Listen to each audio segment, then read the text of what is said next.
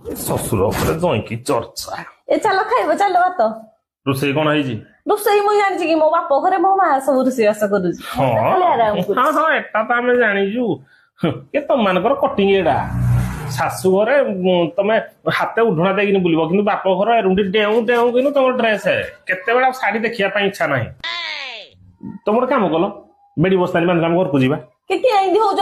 ଦିନ 7ଟା ହେଇଯାଇଛି। ମୋର ଆଉ ଧୈର୍ଯ୍ୟ ନାହିଁ ଦିନ 7ଟା ତମେ କୁହନି। ଆଚ୍ଛା କଥା କହିଲେ ମୋ ଦିହ ମୁଣ୍ଡ କେମିତି ଦେଖାଗଲା, ଶୁଖି ସାରିଲେ ପୁରା ବୋଧେ।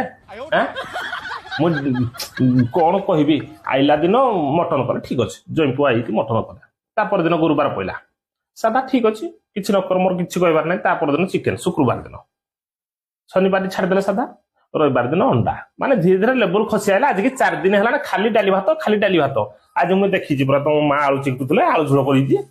ମୁଁ ଖାଇବିନି, ତୁ ବାହାରଲୁ ଘରକୁ ଯିବା। ଟିକେ ଏମିତି ହଉଛ ଖାଇବି। ହଉ ଠିକ ଅଛି, ମା କୁ କହିବି 2 କେଜି ମଟନ ଆଣୁଛ, ପେଟ ଫଟେଇକିନା ଖାଇବ। ମୋ ଦେହ ଖାଲି ନିଆଁ ହେଇଯାଉଛି। ଝିଅ ଲୋ ଧୀରେ ଧୀରେ ଯିବ, ରହିକି କହିବ ଗାଡି ଭଲ ଚଲେଇବେ, ଗଲେ ମତେ ଫୋନ କରିବ।